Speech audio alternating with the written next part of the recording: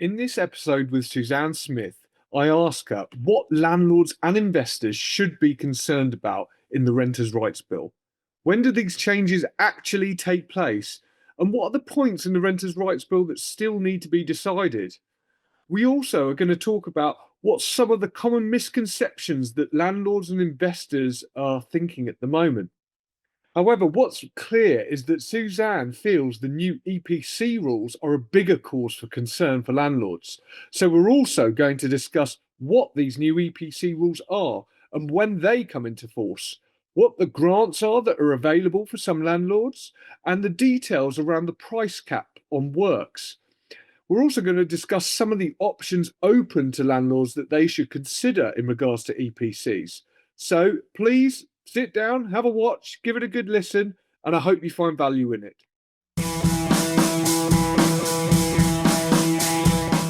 Everyone, and welcome to another episode of the Rodcast. Today, I have the pleasure of being joined by Suzanne Smith, a former lawyer turned landlord who now has a wonderful blog called The Independent Landlord that helps landlords and investors navigate the increasingly complex private rental sector. So, Suzanne, welcome. How are you? I'm very well, thank you. The sun is shining, which makes a change. Finally. I walked out this morning with my daughter who couldn't quite understand why it's colder in February than it is in January because she gets, surely it's meant to get warmer, but at least the sun's shining. So, Suzanne, how did you come to write these amazing blogs and put out these fantastic informative videos on YouTube about, well, the Renters' Rights Bill, which we're going to get stuck into today, and EPCs and various things about landlording. I'm guessing well, I know you came from a background in the legal industry. So how did that kind of transition take place?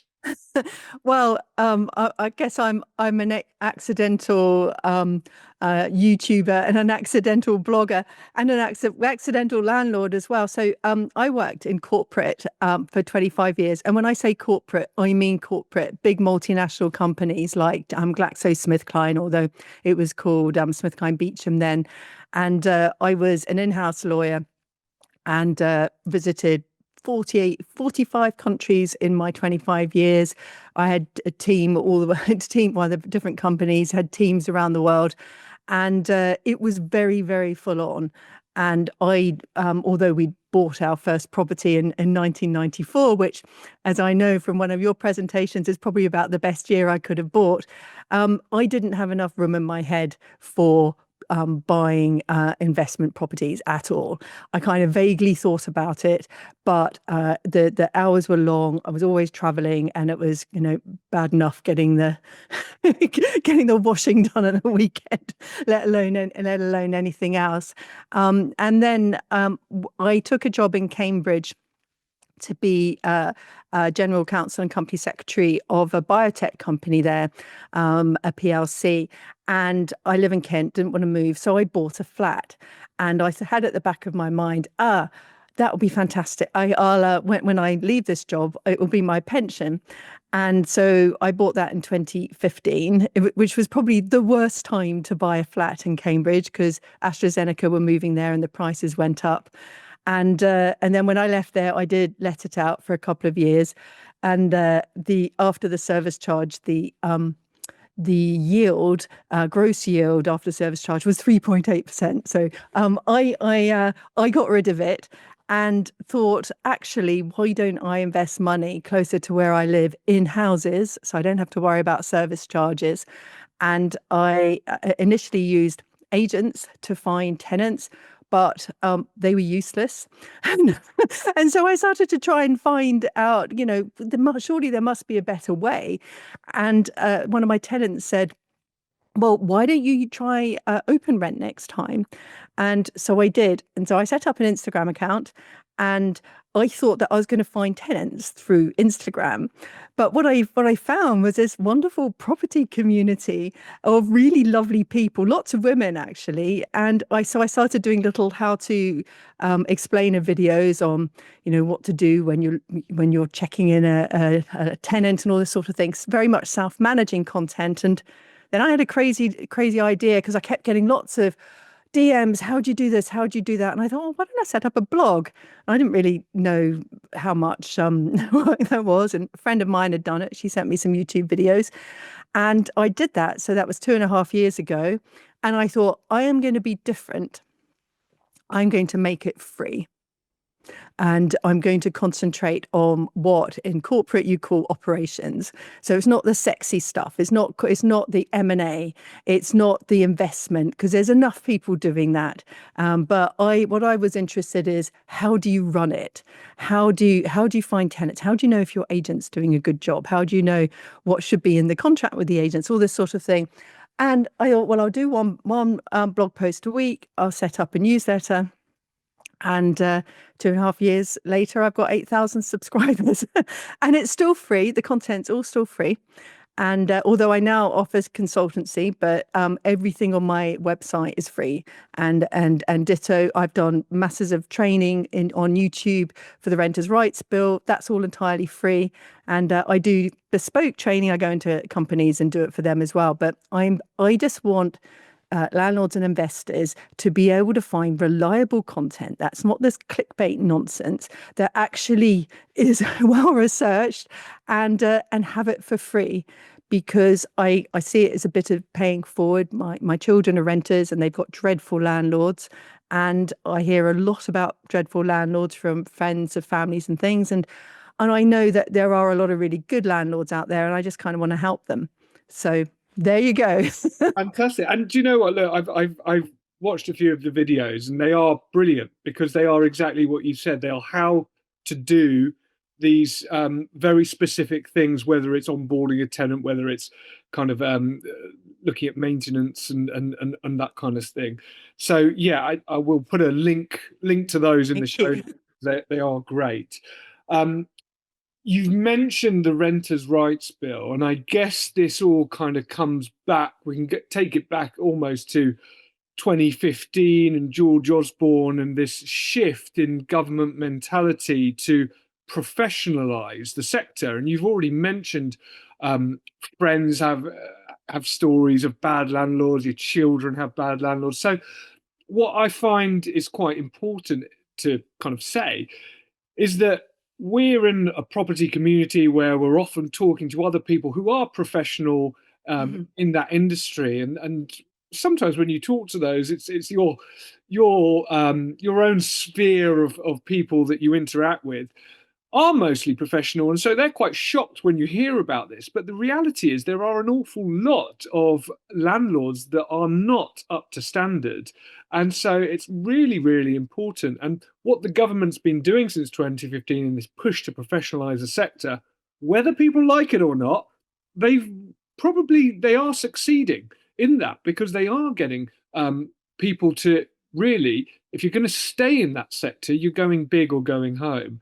And they're stopping the smaller accidental landlords. Now, small doesn't mean professional, but accidental landlords typically do not have the time, the energy, the resource to do all the things that you now have to do, such as complying with all the different forms of legislation, of which there are hundreds.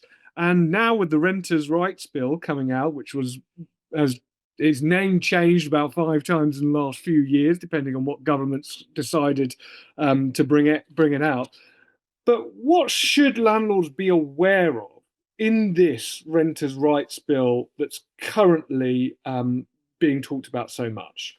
Yeah, I mean, there's quite a lot in what you were saying there. I mean, when I've been buying properties, I've tended to be buying them from other landlords and big landlords, and I have bought properties that have had unsatisfactory EICRs. So I think that the accidental landlord gets a bad rep, and actually a lot of them are really good and they take it seriously. I think it's more of whether you have the mindset of that this is actually something really important that you're doing. You're responsible for where somebody lives. It is not passive income. And that is a massive trigger thing. When people start talking about passive income, I just unfollow them, because it is not at passive income. And the only way to make it passive is for you to outsource absolutely everything. And then you've got to trust that they're doing their job right. And a lot of the time, letting agents, they get a bit lazy. Like, I have an elderly family member who has a property, and I looked up their EPC, and it was assumed no insulation. And it does have insulation. It's EPCD. And so I've been on to the agent, because I'm now kind of semi-managing it for my relation. And they're charging a lot of money. It's one of the top London ones. And there are, unfortunately, a lot of useless agents out there. There are good ones as well, but it can actually be really hard to realize if you've got a good one or a bad one. And so I think that anybody who does let property, you need to understand what your responsibilities are. And the whole idea about my website, The Independent Landlord, is that I make it easy, because there's all of the rules on there. It's free. There's videos, how to increase your rent by using Section 13, what you put in that box that everyone finds hard, all of that type of thing.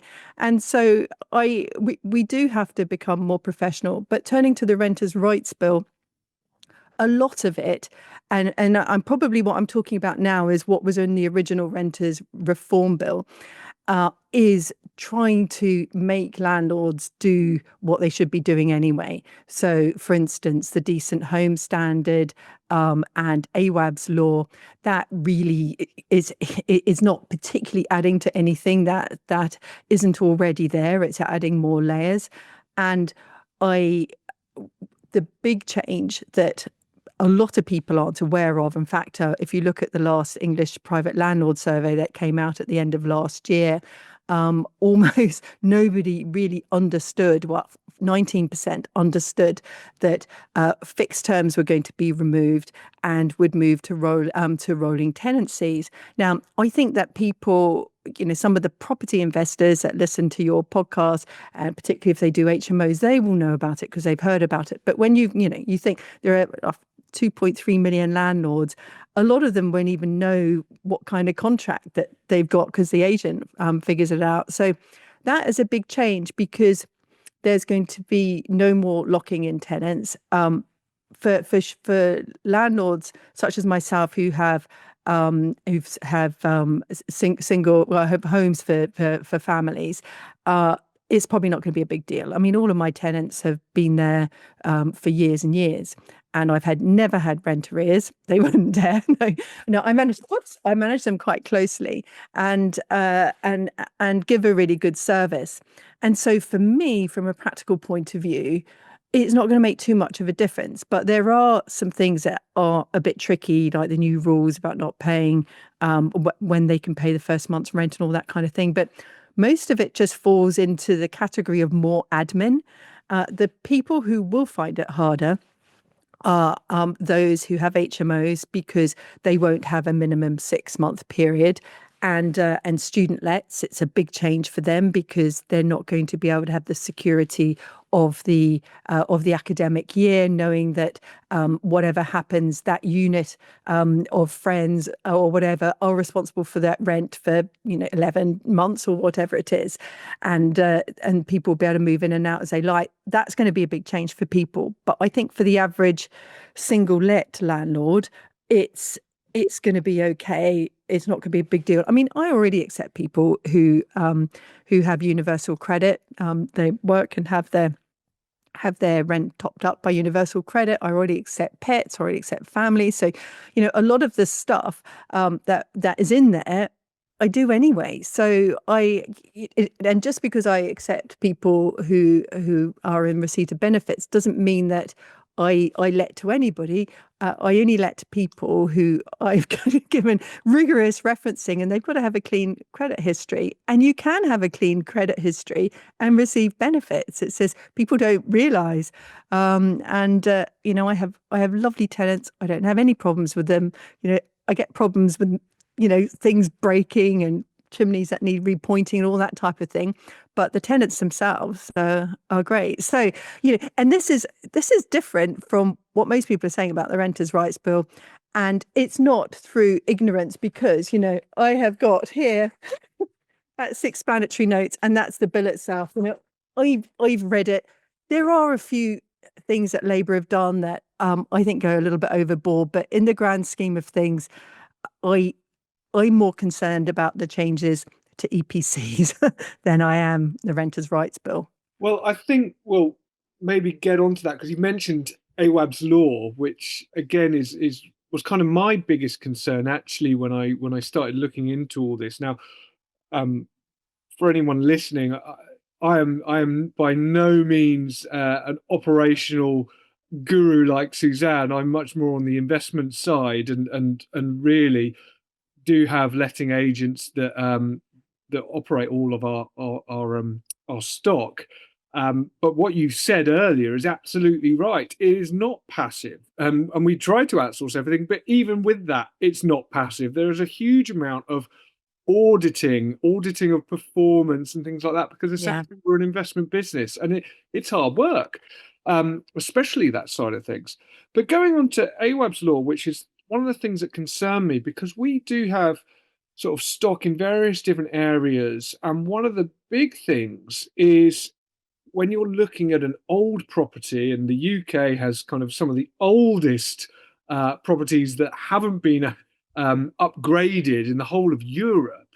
One of the big problems is that balance of making sure the property is fit for purpose, but also that the tenants are living in it in a way that doesn't damage that property. And you have these huge issues with damp and mould, and I'm sure we'll get on to EPCs soon.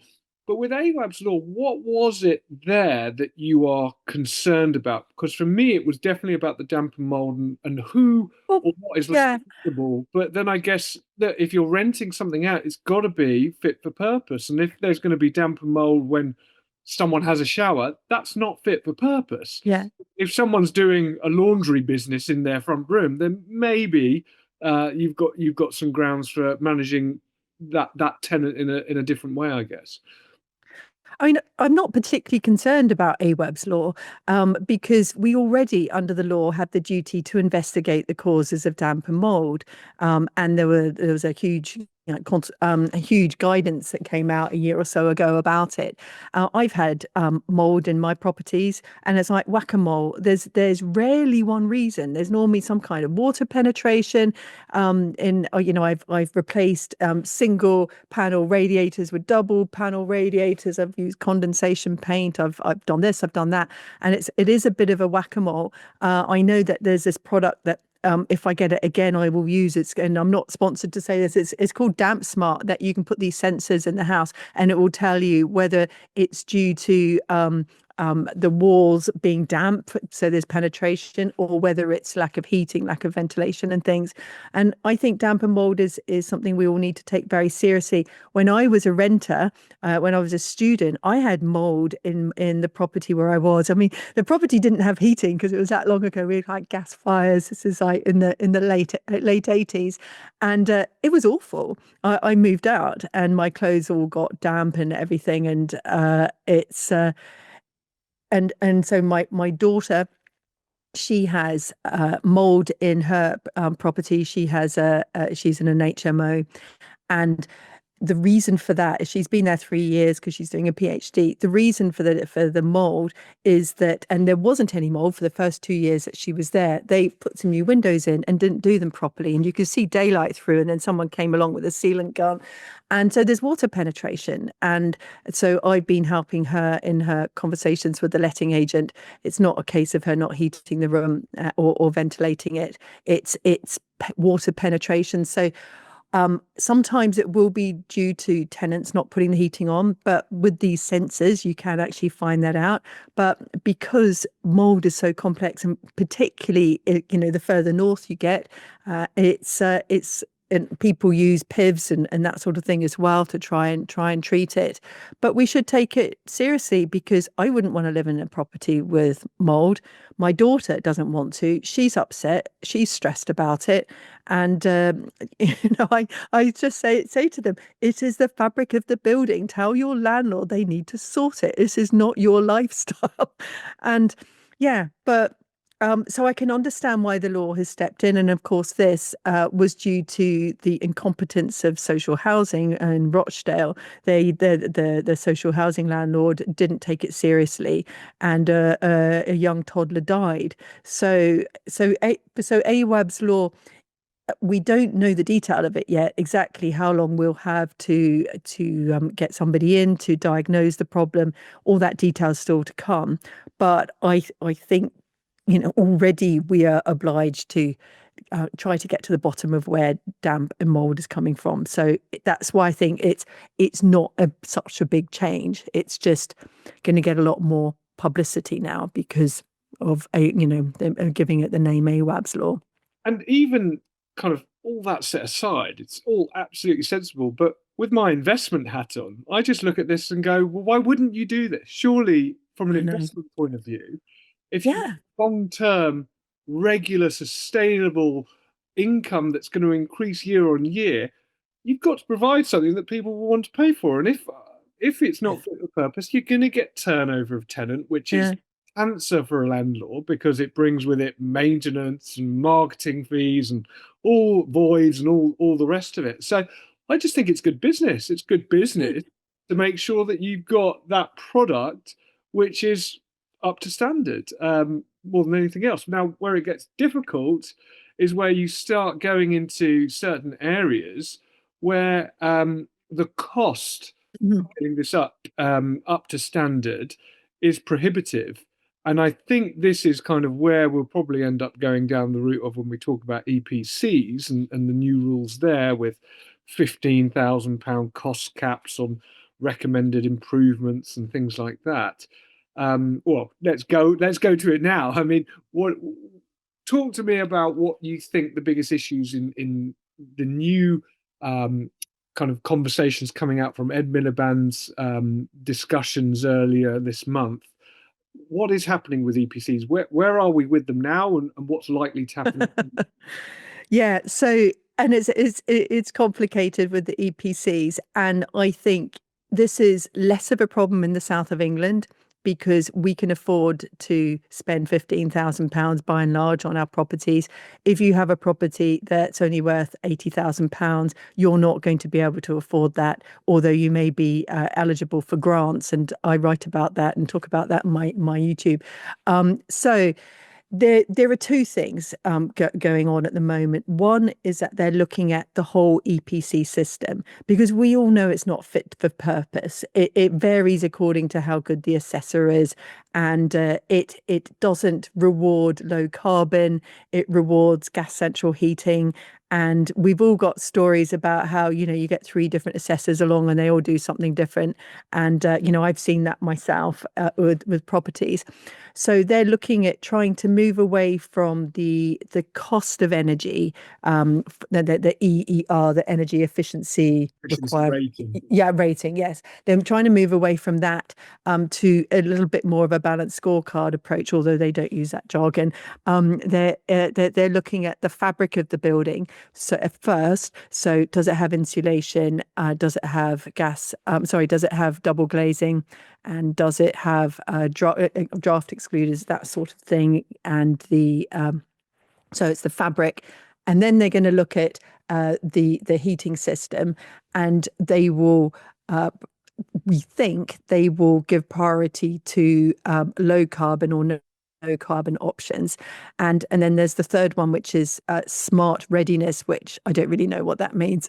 So but it sounds good, and so they're working on that, and it's gone out to consultation, and they're also looking at with the EPCs whether or not they should last for 10 years, for 5 years, whether we should replace them after each time a new tenant comes along, each time we do something.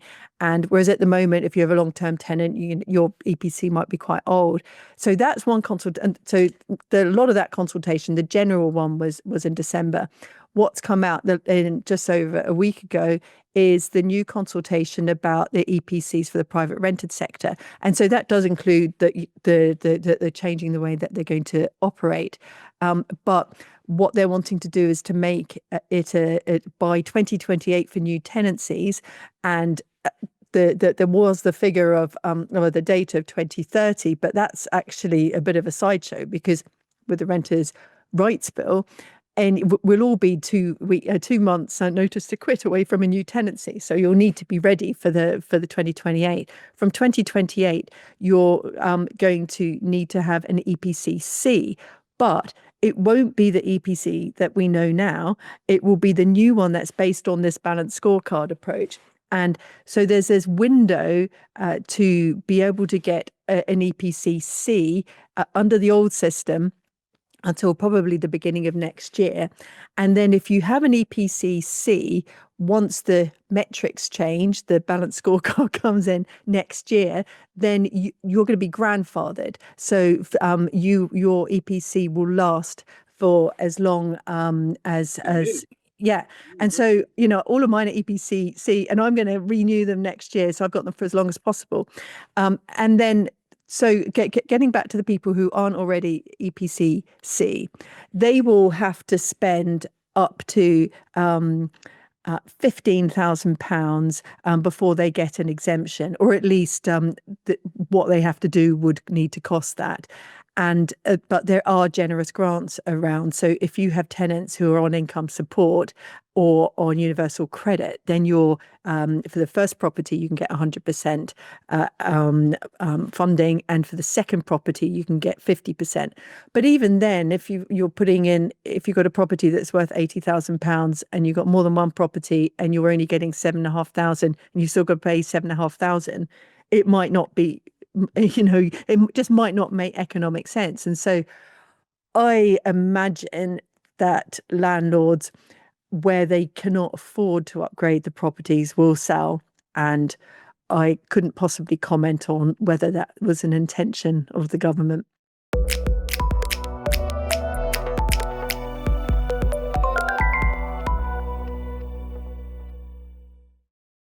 If you do enjoy this episode, please like and leave a comment or a review wherever you are watching or listening to it. Please make sure you're following or subscribe to the Rodcast on YouTube or your favourite podcast platform so that you don't miss an episode.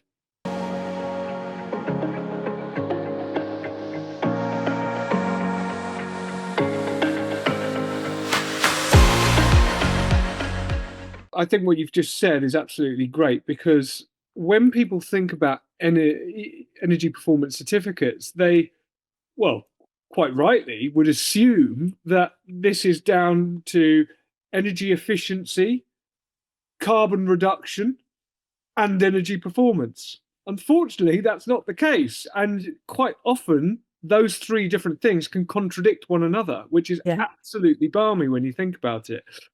So it's great that they're going to bring it all together, and they've been threatening to do this for about the last 10 years. And in new builds, it's even more nuts as well. There's various other things that kind of come into play too. But that's the first thing. The second thing on the cost cap. So one of the questions that I had, which hopefully you'll be able to guide me on, is with the 15K, do you have to spend that first with the recommended, so on your EPC, it might say, right, you're a D now, but to get up to a C, you've got to stick some more insulation in your cavity wall, you've got to put some on the loft, you've got to put insulation under the floor, and then you've got to get some lower lights and solar panels and what have you. If all that comes to 20 grand, do you still have to do the 15 grand worth of work to do as much as possible, and then you get or does it mean that you just don't have to do any of it? No. So, well, for the most important thing is any money you spend now won't count towards the cost the cost cap. So the cost cap will come into effect when the new metrics come in, the balanced scorecard. So that's the first thing. So you'll need to start with the fabric first, and the government is saying that you will need to get a new EPC under the new rules to see what they recommend, because the recommendations will be different, because they're measuring different things and they're rewarding different things. And so you'll need to start with the fabric first. So changing the lights, putting the insulation in the loft. That's the easiest thing. It doesn't cost much money, and you get a big uplift. And what we don't know, because it hasn't been published yet, is how much uplift all of these different things are going to be. So we're shooting at a goal, but we don't know where the goal is, let alone it being moved. We're just like, but apparently we're going to find out next year. So it is a bit difficult, which is why pragmatically I'm thinking, right, I just want to bank my EPCCs now, and then I'm not going to worry about it for 10 years. So what will happen is, say you put in the loft insulation, and you do the double glazing. I mean, the double glazing alone can get you not far off that, depending how big your windows are. And say that you've spent £4,000 or not £4,000, sorry, £10,000. And then the next thing you have to do is to, say, put in solar panels. And if that would take you over £15,000, you wouldn't have to spend that. So you would only need to spend, or you'd have to do all the other things and then not spend that big thing, because you can't put in half a solar panel, or half a heat pump or something like that. So what happens if to do your windows costs you £14,999? Yeah. Would you go, and that's one of the recommendations, and the other recommendation is loft insulation, and you did the loft insulation for, I don't know, £10.50, and then the windows takes you over. Are you okay to do that, or will they say no, you've got to do the windows first? I don't know actually, but I would think pragmatically you would start with the loft. And what I've been doing for one of mine, I mean, I bought one of mine, that was in the E a few years ago. It was my first buy to let. I didn't know any better. Since then I've not I've not bought an E.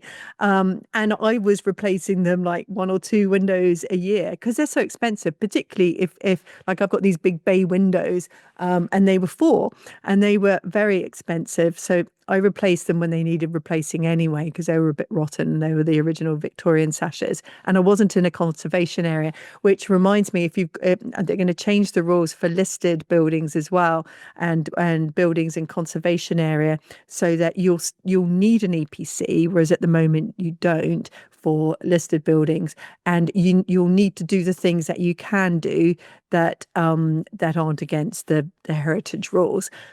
So they're trying to make it so that the owners of properties know what they can do, like the insulation. Yeah, And it's sensible, isn't it? Really yeah. sensible. You brought up a point earlier about your relative, and the EPC saying it didn't have insulation. You full well that it did. I think that is a really common problem, because at the moment, when you get an energy performance certificate inspection, I don't know, you could be paying 60 quid and it's a 15-minute inspection. Now, they are going to make a huge amount of assumptions about your building if they're only looking around it in 15 minutes, and which is what you'd probably expect for 60 quid. So things like, does it have wall insulation? They're not going to be able to tell unless maybe they take out some of your electric sockets and look behind. Have they actually gone into the roof to have a look at the insulation there? So I think also there's an awful lot of properties in the UK at the moment that are classified as under a C, because things actually haven't been confirmed to that EPC assessor. So if people are panicking about that, what's good is to try and actually think about what your property does have, rather than what's just said on the EPC. Yeah, absolutely. Try and get some evidence around that. Whether if I don't know, if it was an old extension you did, do you have any photos of that going in? If you had to get bill control, you probably will do. Or is it just a case of, right, can we take out one of these electric sockets to have a look behind the wall, and can we get into the loft and measure the insulation there? Because I think that's an easy win as well, isn't it? Yeah, I think that's a really good point. And I because there's so many bad consequences can come from a negligently performed EPC assessment. This is something that I think we should micromanage. And even if you leave it to letting agents to go there. And so I caught in my one that I upgraded from an E up to a 77. I called him beforehand and said, I've had the ceiling of the cellar insulated and replastered. What evidence do you need of this? And so I got the builder to write a letter and to say that it was 150 mil of Rockwell and all that kind of thing. So you've got to start thinking evidence. So when you do work, and if you can't do that, well, then maybe it is worthwhile you getting in a builder and hack a bit out of a wall and take photos, or let because you think how much money it costs to replaster. It's nothing, a small patch compared to not being able to let your property, and to go through all your EPCs and check to see what the assumptions are, because the part of it is a thing is you get what you pay for. So if you're using these services that sell assessors, then and there's still only 60 quid, the assessor's probably only getting like 40 quid because the middle person is creaming off money. So I go direct to the assessor and speak to them. I have a little look because on the road, you can check it up on the EPC checker and see who looks like they've done a good job and doesn't have any assumptions. And then I contact them that way, and I am there. And so in my video, I've taken a clip, and it's a real clip. It's not one that a stock video. It's of him going up the ladder with his extension, with his tape measure, and measuring the 300 mils of insulation that was up there. And this is something that is not. You should not leave it to somebody unless you trust them 100%, because I don't think that that letting agents go there and supervise them while they're doing it, because Well, I don't think they know, and I think as landlords you've got to manage your expectations a little bit. And like you said, if someone's getting paid X, like, is it reasonable to expect that they're going to spend a few hours kind of dissecting your property and making sure that everything's there? It's probably not. And in the same vein, that a letting agent may not be charging you for that. So I think people need to be a bit realistic about what their expectations are. But what you said about evidence is just brilliant, because maybe with your lawyer hat on, yes. are we going to start having kind of affidavits from builders all over the country stating what kind of repairs they did? But it is absolutely right. It's If you don't have proof of something, but anything, it's as if it didn't happen. So if you have an argument with a tenant about, I said this, they said that, he said, she said, and if it's not confirmed in writing, then it didn't happen. And so this is kind of the lawyer in me, and that you need to have evidence. And so when we put up rent in the new system, we'll have to have, if they challenge it, we'll need to have evidence that it's the market rent. And so we will need to start thinking, and the same with going from section 21, no fault evictions, I'm putting that in inverted commas, to the new section 8. Well, not new section 8, but the new grounds in section 8. That is an evidence-based system, because even if you have a mandatory ground, like you're wanting to sell the property, you will need to have evidence of that. So having instructed an estate agent, etc., and all of these different things like the rent arrears, etc., you need to have evidence. Whereas at the moment, as long as you've filled the form in correctly and you've served the various things that you need to serve and done the deposit, there's no discretion with the judge. They have to grant you an order for possession. But this whole thing is just changing the way that we think, and it is more like thinking like a lawyer, which is well, but honestly, I mean, I'm full of cliches all the time, but one of my favorites I constantly bang on about is, if it's not written down, it hasn't happened. And unfortunately, I learned that the hard way. And so it's absolutely vital. And that's not just for property or EPCs, that's just business in general. You've got to be able to evidence things. So look, we seem to have come on nicely back round to some of those things in Renters' Rights Bill, like Section 21's going, new grounds for Section 8. Are there any unintended consequences out there from or secondary consequences, maybe we might call them, from some of these rules in the Renters' Rights Bill. For example, if now everyone's got to use a Section 8 instead of Section 21, is that are the courts ever going to be able to deal with it? Because the reality is a lot of landlords have used Section 21 in place of Section 8 because it's just been easier and more efficient for them. Now, if it's a case that those have gone, are the courts really prepared for this influx of all the Section 8s that are going to happen because Section 21s are no longer in use? And are there any other secondary kind of consequences from this Renters' Rights Bill that you can think of? Yeah, I mean, it's funny. In my head, I'm already in implementation rather than because it's people are going with change management. You're going through a cycle of grief. You know, there's the anger, the frustration, the denial, the bargaining, and there's going to come a point really soon, whereas it doesn't matter what we Acceptance. think. Exactly acceptance. And those of us who want to survive, if we either sell up or we accept it and we get on with it. And so I'm just not wasting any time on that. I mean, there are plenty of other people who do, and we know the court systems are backed up. They are for rape cases. They still haven't caught up for COVID. And I think they're listening on to a podcast this morning about the assisted dying legislation that's going through Parliament at the moment. And one of the things they're worried about is, well, there aren't enough High Court judges to be able to get involved in that. It's the same with the tribunals, the first tier tribunals for rent. So, yeah, the courts aren't going to be ready for that. But then the vast majority of landlords never use Section 21 anyway. And I suspect there's going to be a lot of Section 21s between now and then. And most tenants, they move out when they get a Section 21 notice. They don't go to court. I sold up my flat, the one with the low yield, and it was all very amicable. And they moved out. This is a few years ago now. And I gave them their deposit back without even having an inventory. They were lovely tenants. And so most of the time it's like that. Now, I know that there are always exceptions, and you'll know people that have had terrible trouble, but I think that we all need to start thinking about getting ready for it. And what I'm trying to do is help landlords and investors to understand what they need to do. And I don't go down the loophole route, because the only person who wins in a loophole situation are the law firms that are normally promoting it.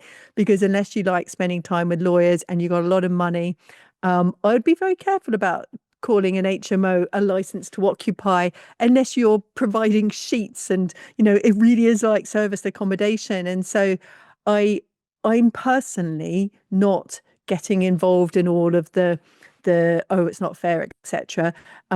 Probably because of when I was a corporate lawyer, we were forever having laws that we didn't like, GDPR, but we just had to get on with it and figure out what we were going to do. And that's what I do. I think you're absolutely right. And I wasn't kind of saying it to have a moan. What I was more although we could spend hours doing that if you like. But what I was kind of getting at is, again, from an investment point of view, it's understanding that if you are going to be renting properties to people, these are risks, and we've got to cost these risks in, don't we? And so when you're looking at the price of risk, you're thinking, well, one of the risks with getting a tenant in is that I can't get them out. Now, if I do need to go down that route of a Section 8, the reality could then change from, well, this is the average time to get someone out on X grounds on a Section 8, but it's likely that could increase to 30%. Now, what does that look like in terms of numbers in my bank account at the end of the day? And that's really what I'm trying to understand is, well, how then do I price the risk? Well, what I always used to do when I earned the big bucks was try and avoid problems. And so doubling down on tenant selection and trying not to get into a situation where you're wanting to serve that Section 8 notice. And there's rent guarantee insurance available as well. I thought Prevention's better than cure. exactly. And so, you know, the larger portfolio you have, the harder it is, particularly because you're one step removed. So you need to make sure that you're using really good letting agents and that you manage them. I'm sure you do, but I just mean, you know, one generally, and managing them and having meetings with them and checking that they're doing things, because often they don't, and they're not paid much. You know, you think about the EPC assessor, there's been a race to the bottom with conveyancers, and which is why most of them, you know, you know, if you're a good lawyer, are you going to want to become a conveyancer? Now, there are some good conveyancers around, but you know, they must treat it a bit like like a charitable job, because you get paid very little money and it's a lot of aggravation. And it's the same with letting agents. They don't get paid a lot of money. And I think that people are so fixated on how much they're paying in percentage terms rather than looking at outputs. What are they doing?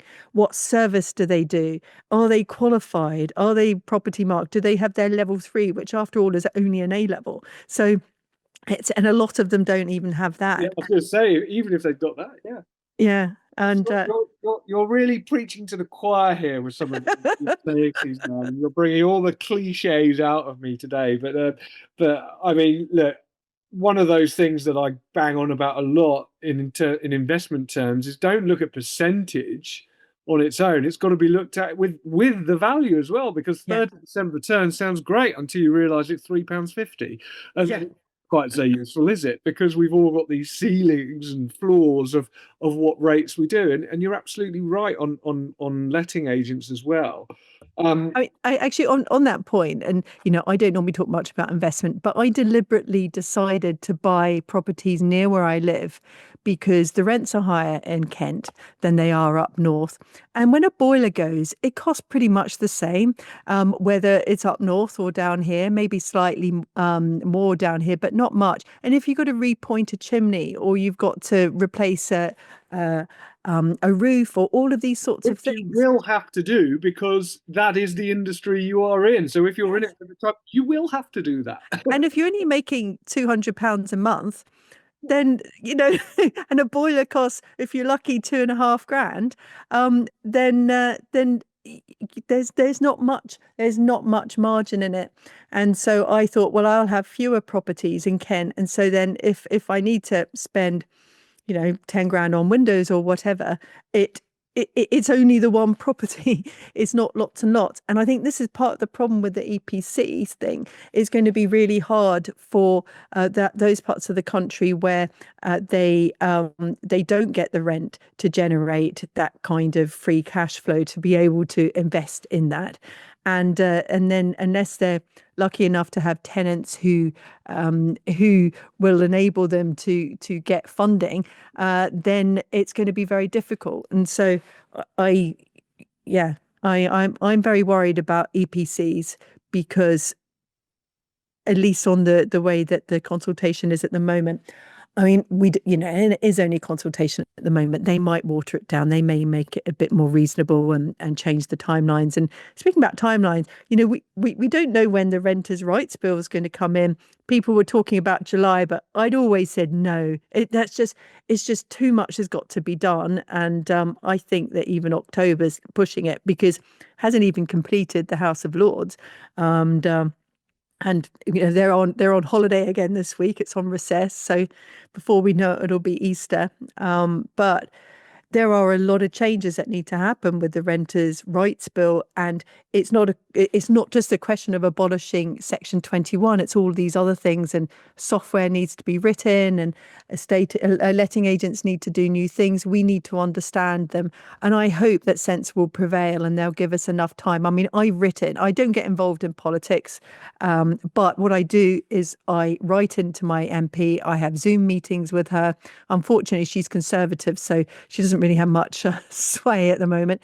And I wrote into the Bill Committee when it was in the House of Commons, and just trying to explain things. I wrote into the Ministry of Housing a couple of weeks ago about some of the problems with the new rent in advance rules. So just trying to be really practical to make sure they understand it and that we're given enough time. But I'm sure that it'll all be all okay. And for those of us, you know, just like I sold my flat when it became uneconomic, then we should all be looking at that. If we'll get more money in the bank, get 4% in the bank, and you're only getting 3.8% gross yield, then it's not a very good investment decision unless you're going to get capital growth. And with flats, you don't get capital growth. I can't remember if I was saying it when beforehand or when we were actually recording, but I'd bought this flat in Cambridge and I had it for 7 years and I barely broke even on it. And and so by the time I'd taken all my costs into account, I had a capital gains loss on it. And so I was getting a 3.8 gross yield and no capital growth for 7 years. I mean, look, it's a really common story, actually, especially for people that bought around that time in 2015. And I've got plenty of friends who bought their home around then and are now like first homes and now trying to kind of move up. And they're sitting there going, I'm going to take a loss when I factor in things like stamp duty. And all I'd say is, look, what's done is done. But also, if it's your home, you were saving on rents during that time, which would have gone up. So it's not all loss, but yeah, in terms of investments, there may have been better. But like you say, capital growth can be a big one. Going back to kind of secondary problems, then we've talked about courts and things that we can't do, and rather than us kind of having a moan, are there any other things that you think landlords should be concerned about that maybe isn't being talked about sort of as initial things in the Renters' Rights Bill? Any things, any unintended consequences that might come that landlords should be a bit should have that on in their vision? I think landlords need to understand that the way we increase rent is going to change, and it's going to be more open to challenge because we're going to have to use the statutory process, Section 13. We're not going to be having this annual renewal, which was always a bit of a fiction anyway. And we're not going to be able to increase the rent through an addendum or informally. We're going to have to serve a letter, a Section 31, Section 13 notice.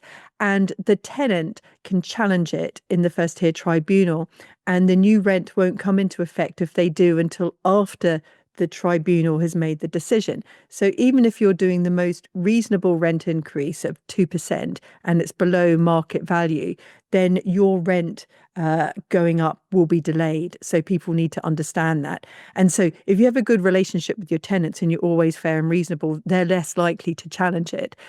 But if you're always pushing the boundaries, then maybe they will. And then when it goes to the tribunal at the moment, because they can challenge it at the moment. But at the moment, if the tribunal decides that the rent that you're wanting as a landlord is actually below the market rent, the tribunal can increase it to the market rent. And so in the future, that kind of risk for their tenant is going away. So they will have absolutely nothing to lose by going to the tribunal and challenging rent increases. So I suspect what will happen is we'll go back to a situation where people don't put up rents in tenancy because it's too much hassle. There's a big problem with like the build to rent people where their whole business model was on long-term contracts and rent review clauses. So those rent review clauses will be null and void as soon as that part of the act comes into force.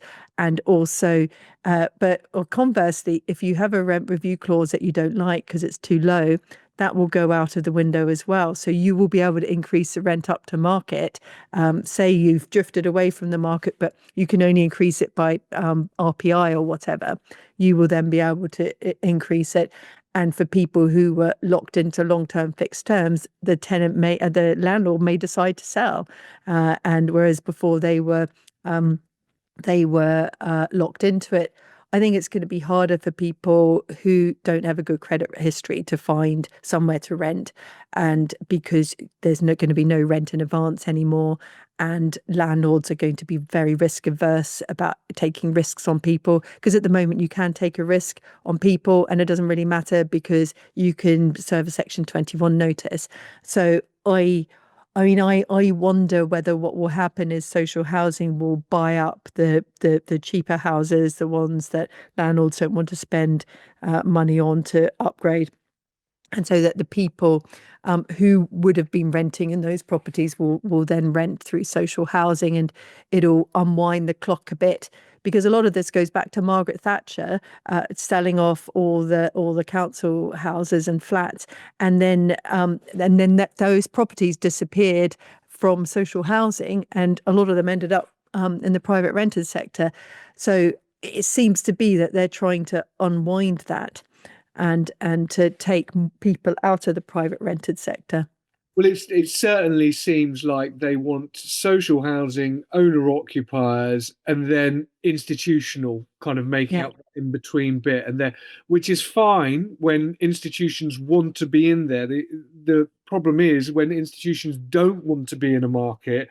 Look at Scotland with the last 2 years on the rent freezes. Institutions have literally cancelled contracts and come out, and also in cheaper areas or less urban areas, institutions don't want to be in either. So you've got to worry, well, not worry, think about what's going to happen with those. But again, I mean, look, that's for others to worry about who are in government, I guess. In terms of misconceptions about the Renters' Rights Bill, what are you hearing from landlords, as in their concerns that you think aren't warranted? Well, when the bill was last in the House of Commons and it was being debated for the third reading report stage, there were a lot of amendments that were put forward by the likes of Jeremy Corbyn and Carla Denyer that never made it into the bill, but somehow they managed to, people wrote about it, and then people took it, I don't know whether it's AI or whatever, but they accepted it as a fact. And so the sorts of things that people would be asking, and I have a big Facebook group, and they would be saying that they know and they've read that landlords won't be able to ask for a guarantor to guarantee the rent. Now, that was an amendment, but it wasn't a government amendment. And we're going to have the same thing with the House of Lords, because there are loads and loads of amendments in the House of Lords. I don't think, well, none of them will get onto the bill unless the government supports them. So the ones to watch out for are the government amendments. But other things, I had this bizarre one that somebody said that she had heard on very good authority that landlords won't be able to self-manage if they live more than 45 minutes away. And other things that people think that the bill won't allow landlords to put up rent, but they will be able to. It'd just be more complicated. And there aren't rent controls as such. It will have a stabilizing impact, but it's not the same as rent controls. And another thing that I see quite a lot is that people believe that existing tenancies will end on the commencement date, but they won't. They'll just change name. They'll just become, it's like when you get married, and well, I don't know if people do, if they change their name when they get married, you're still the same person. It's just a different name. So the tenancy will still exist. It will just be called something else. So they're the things that I've been seeing that are kind of almost urban myths about it. And when you talked about obviously all these consultations and going through the House of Lords and amendments, when are these changes going to take effect, if they are going to take effect? So we're nearing the end of the process, the passage of the bill through Parliament. So we've got the next big one is the committee stage, when they go through line by line in the House of Lords, and you'll have lots of Lords that are wanting this, that, and the other, and then it will get through, and the bill will look maybe slightly different. And then there's a final stage in the House of Lords, which is called the third reading and the report stage. And then at that stage, it will go to the House of Commons. And if there's anything in it that the House of Commons don't like, and remember, there's a huge Labour majority there, it does this thing called ping pong. And we saw that with the whole Rwanda thing. And in the end, the government won the day. And the crucial thing about this bill is it's an election manifesto bill, and the Labour manifesto said they will overhaul the private rented sector and tenancy agreements, etc. So Labour, whether people like it or not, have an election mandate for it. So the bill will get onto the Act and onto the statute book. And the only way that it will be changed is if Labour agree to change it, and whether or not is people persuading them, or whether they suddenly realise the unintended consequences and things. And so all of that is likely to finish the House of Lords, I would say, after Easter, April, May, and then the ping pong bit might take a month or two. It might get on the statute book before another parliamentary holiday, the recess, by July. If they were being sensible, they would give everybody a year to get ready for it. That's what we had for new tenancies with the Tenant Fees Act.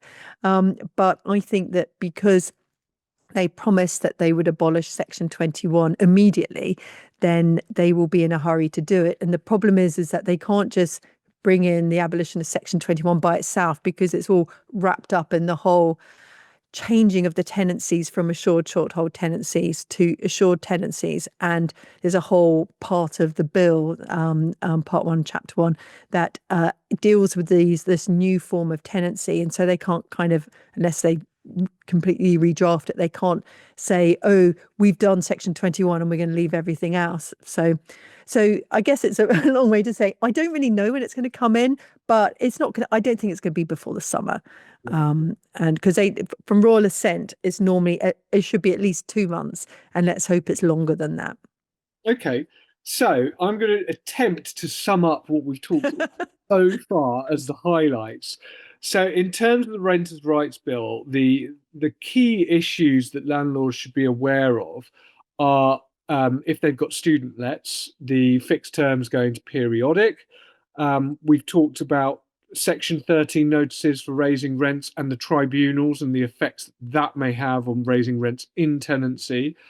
We've talked about Awabs Law and EPCs probably being more of a concern and what to do about those. And we've also talked about some of the misconceptions and the timeframes in which all these things are potentially going to happen. We haven't really talked about this whole thing about first month's rent and rents in advance. There's a bit of confusion, certainly on my part, as to how this all works. Because if you can't do rent in advance, normally you pay on the first of the month, and it might be for the rest of the month. How does that all work? Yeah, well, it took me a couple of days to understand it with me reading it and rereading it. So the way I've explained it. Imagine you have a castle. We have Leeds Castle near us in Kent, and it's got a moat all the way around it. Okay, so the castle is, and for the process of moving somebody from applicant to being in the castle where they're living, say, that is the whole tenancy process. And so before they sign the agreement and before the landlord signs the agreement, they're on the other side of the moat. And then once for the moat, to cross the moat, you have to sign the agreement. The agreement has to be entered into. And so once people have signed the agreement, then they can come across the moat into the castle. Now, the way this, there is some sense here. If they are on the first side of the moat, you cannot ask them for rent at all, because that will be a breach of the Tenant Fees Act. And so, but what you can ask them for is a holding deposit and a tenancy deposit. And then when they come across the moat, which is you both signing the agreement, then you can ask for that first month's rent.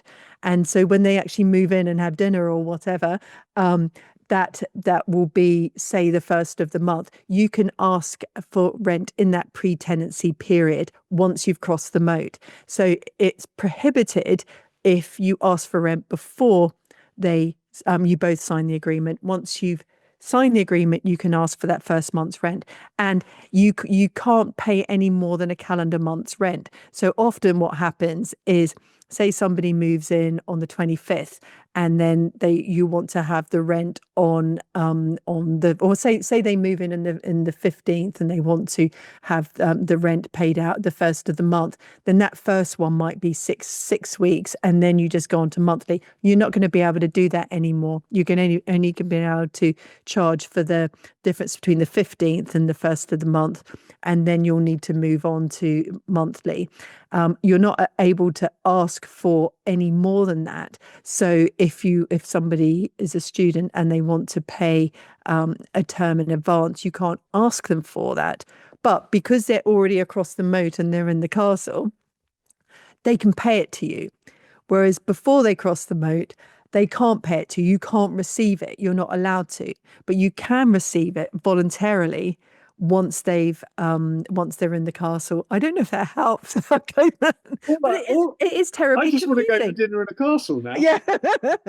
But it's yeah, it is absolutely crazy, because at the moment, a landlord might sign it in advance or it might sign it afterwards. Some landlords, they like to have the first month's rent and the tenancy deposit, and the tenant will pay at the same time, and then they'll sign. Other systems, you'll do it together, but in the future, you're just going to have to be very, very careful. You do not ask them to pay for that first month's rent until you have both signed the agreement. And then there's all sorts of arguments about what happens if they don't pay. Do you still have to let them to go in? And then you go down a rabbit hole, wondering about if there's been sufficient consideration and things. But so people are just going to have to be very careful about that first month's rent. And this is one of the things that I wrote to the government department about. I didn't talk about castles, but I was just saying it's to make it a breach of the Tenant Fees Act just because somebody asked for the rent to be paid 5 minutes before they actually sign. It just seems so arbitrary and nonsensical, because what they're trying to do is stop landlords from charging months of rent in advance, not that first month's rent. Yeah. So I think they've gone a bit overboard on that one. Yeah, I think it's always good to go back to what is it they're trying to achieve, Yeah. and then looking at it from there. Fantastic. Suzanne, that's been really, really informative. And like I said, we're going to put some links to your blog sign up page and also some of your YouTube videos as well. I know you're quite, unlike me, quite good on the tech side of things. Is there, or are there any particular tools that you're finding useful at the moment that maybe our listeners should know about? Yeah, well, I've always been an early adopter. I mean, I may be in my late 50s, but I'm actually quite techie. So I had been playing with ChatGPT when it first came out. I thought it was useless. And it is, particularly on the free version. It will still talk about the Renters Reform Bill. And if you see people going out with content on the Renters Reform Bill, it's because the version of the ChatGPT they're using, or maybe they've just made a mistake, but the AI is still saying Renters Reform Bill. But I have been using ChatGPT recently, not to give me ideas or to write, because I write in my own particular way, but for analyzing things. And so I gave it a really difficult task the other day, which it failed at. I wanted to find out how much the licensing fees for selective, additional and mandatory were across the country in every local authority. And I have the expensive ChatGPT that's $200 a month, and plus VAT. And I asked it that, and on the expensive setting with the Pro, it failed. It gave me a nice table, and then when I checked it, about 1 and 5 were right. So it's not good enough to do that, and I think that that is quite interesting. But what I did, I put out this YouTube video last week on EPCs, and I had hundreds and hundreds of comments in YouTube, in Instagram, in my blog, people emailing me. And what I did is I cut and pasted all of those into ChatGPT and said, tell me the top 15 questions. And it did it, and it gave me some very interesting insights. And then I've just done a video that is the top 15 questions about EPCs. Now, ChatGPT didn't write it, but they told me what the things that people were worried about. And, I played around with it a bit, because some of what they came up with was nonsense. But it's a bit like, sat navs. I mean, I'm old enough to remember walking around London with an A to Z and finding it always very stressful driving anywhere, because you had to have maps and you never know which lane to get in. And sat navs have completely revolutionized the way we drive. but they can also send us down single track roads and roads in London that, have been closed since COVID, or we've got those funny cameras that you then get home and a couple of days later you got a £50 fine because it's no traffic. And I think AI is a little bit like that. You have to be you you have to know what you're asking it to know whether it's telling you nonsense. But I'm really enjoying it, and I can get feedback on it, on stuff I write. Tells me my typos, and and get and can help you like write descriptions for YouTube and that sort of thing. So I'm enjoying AI, and also I use Claude as well. Claude is good for more for writing tasks, but I think what I do on my blog, it's me. I write in the first person, and I'm the same when you meet me, and I'm the same on YouTube, and I don't want to lose that. And I think as we go forward with AI making content more the same, I think what will stand out is authenticity and people bringing ideas, because at least at the moment, I think I'm smarter than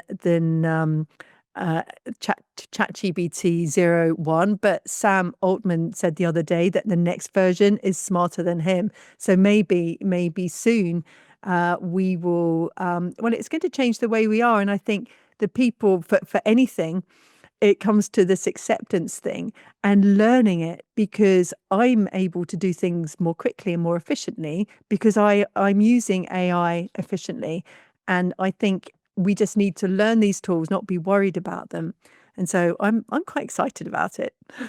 Brilliant. Well, I've used it a few times, and I have found with numbers and things like that, it can be a bit dodgy. But like you say, yeah, it's exciting times to see what comes. But Suzanne, that's been really useful. Really excited to see more of your videos and learn a lot more about kind of what's coming up in these various bills that are going on in government. So thank you so much. Well, thank you for having me.